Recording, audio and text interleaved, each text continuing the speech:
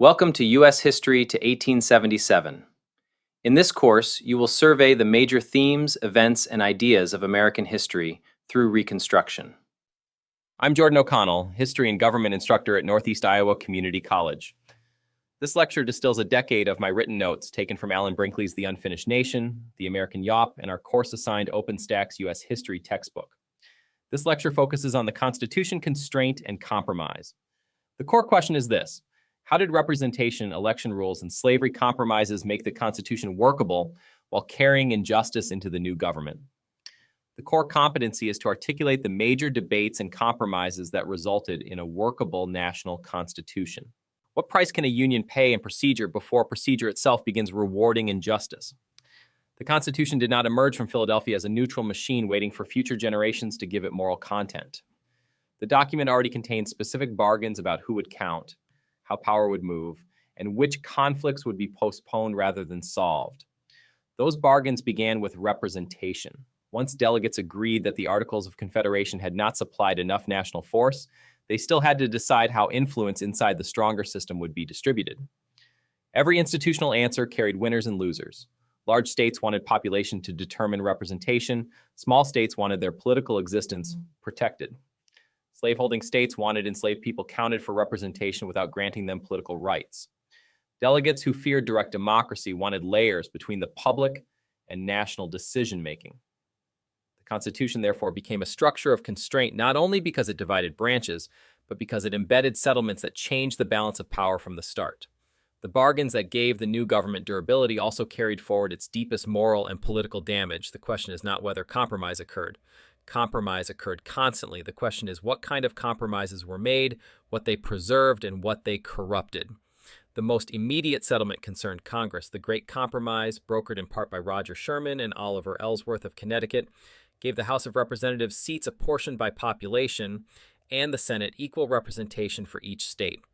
That arrangement resolved the conflict between large and small states enough to keep the convention alive. It also guaranteed that the national legislature would never rest on one democratic principle alone. One chamber would reflect population more directly through short 2-year terms. The other would protect state equality with 6-year terms, smaller membership, and indirect selection by state legislatures until the 17th Amendment many years later. Bicameralism became a filter. Bills would need to clear bodies built on different time horizons and different political logics. Executive selection raised another set of fears. Delegates rejected direct national election for several reasons. Communication across the continent remained slow. Regional loyalty might dominate voting. Some delegates worried that popular sentiment could be manipulated by demagogues. Others calculated that direct election would disadvantage southern states because their large enslaved populations could not vote. The Electoral College offered an indirect mechanism that combined state-based counting with elite filtering. States would appoint electors according to methods set by their legislatures. Those electors would cast votes for president. If no candidate won a majority, the House would decide from leading candidates, voting by states. The system treated the states as political units and inserted distance between public sentiment and executive office. Slavery entered the structure most decisively through the 3/5 compromise and related bargains. Southern delegates wanted enslaved people counted fully for representation. Northern delegates answered that if enslaved people were property in law, they should not increase Southern seats in Congress. The convention settled on counting 3/5 of all other persons for apportionment and direct taxation. That phrase did not create slavery, but it strengthened slaveholding power inside the national government. The same convention also allowed the Atlantic slave trade to continue until 1808 before Congress could ban importation, and it required that persons held to service or labor escaping into another state be returned to claimants. Those clauses made slavery national without naming it directly. Delegates avoided the word slave while protecting the institution in practice. Indirect election deepened the filtering system. Senators under the original Constitution would be chosen by state legislatures. The president would be selected through electors appointed according to state law. If no candidate gained a majority of electoral votes, the House would decide by state delegations. Federal judges would be nominated by the president, confirmed by the Senate, and then hold office during good behavior. Each arrangement inserted distance between national office and direct popular control. Supporters treated that distance as protection against volatility. Critics treated it as insulation for established interests. The actors pressing these bargains were not moved by one shared moral map. Governor Morris attacked slavery more sharply than many colleagues and saw the 3/5 formula as a distortion that rewarded bondage. George Mason condemned the slave trade in strong terms, yet remained a Virginia slaveholder. South Carolina delegates, such as John Rutledge and Charles Cotesworth Pinckney, defended slavery as a political and economic interest they would not surrender. Northern delegates often criticized slavery less from egalitarian principle than from calculations about regional power or commercial priorities. James Wilson wanted a stronger executive but also accepted complicated election machinery. Small state delegates defended equality in the Senate because they believed otherwise they would be swallowed. These pressures explain why the Constitution reads as both ingenious and compromised. Delegates who feared disunion accepted unequal bargains to keep Southern states in the new system. Delegates who feared excessive democracy accepted indirect election and longer Senate terms. Delegates who wanted national energy accepted bicameral slowdown as the price of ratification. Federalists later asked the public to see these arrangements as prudent architecture. Anti-Federalists looked at many of the same arrangements and saw distance from popular control. The ratification fight intensified the pressure. Supporters of the Constitution needed 9 states under Article 7, not unanimity. That lowered the threshold enough to make success possible, but not easy. In convention after convention, critics demanded explicit protections. Why was there no Bill of Rights? Why had the convention created a president who could command armies and veto legislation? Why should a distant Congress possess broad taxing power? Why did the Senate look insulated from ordinary voters? These were not fringe complaints. In Massachusetts, Virginia, and New York, ratification depended on close argument and on the growing expectation that amendments would follow. The Bill of Rights campaign belongs here because it was itself a compromise required to legitimate the larger frame. James Madison, once skeptical that a Bill of Rights would solve structural problems, became a principal figure in drafting amendments after the first Congress met. He did so partly because ratification politics had made the issue unavoidable.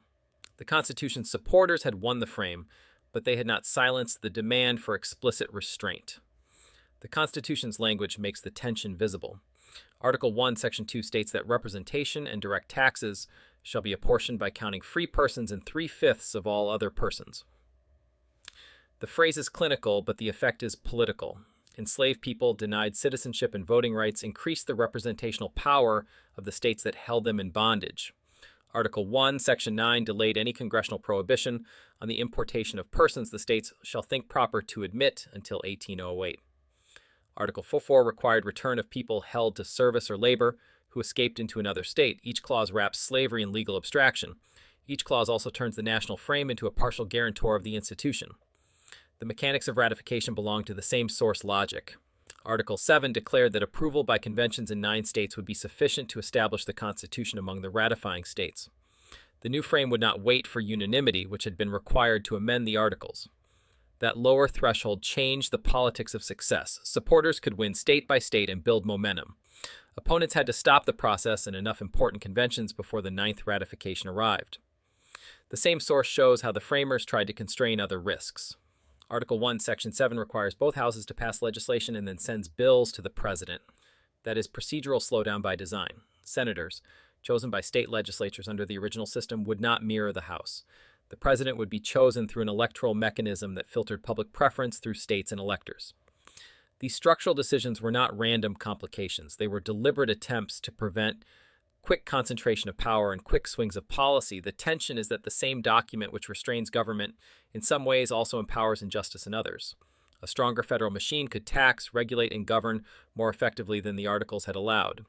Yet the terms of union gave slaveholding interests additional leverage in the House, Senate, and Electoral College. The Constitution solved one crisis by writing another into the system.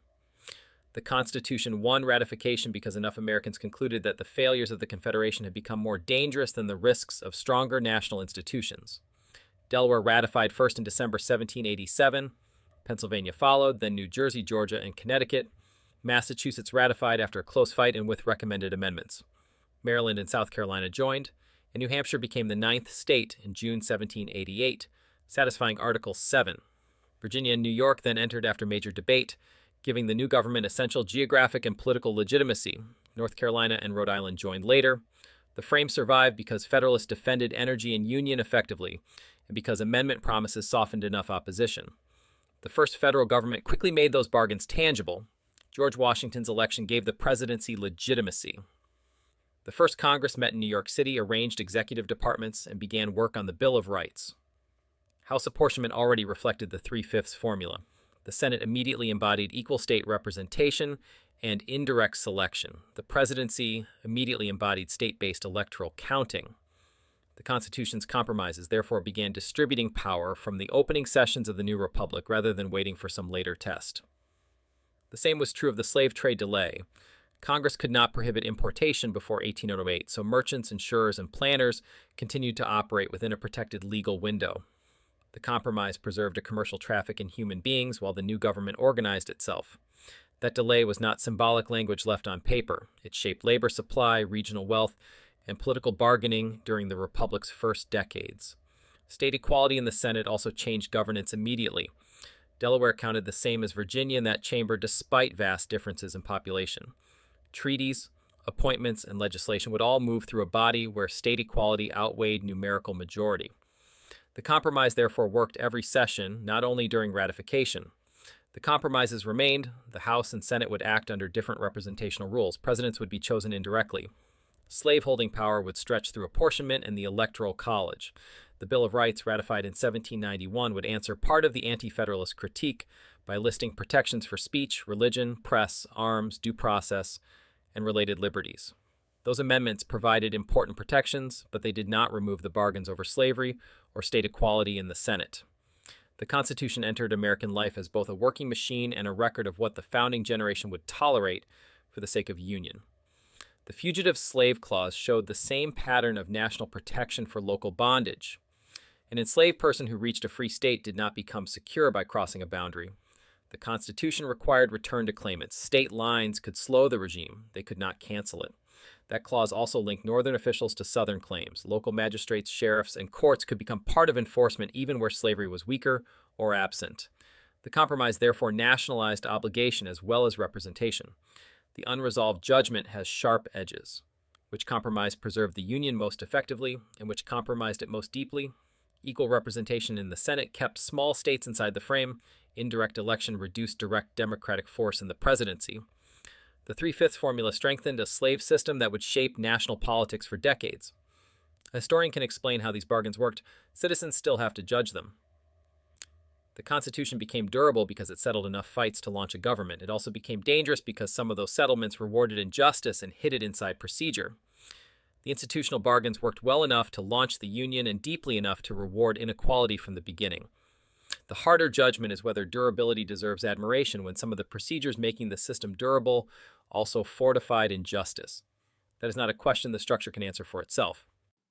If you're curious how I'm using AI to build these lectures and reshape higher education, visit thelibertytolearn.com. I'll see you in class.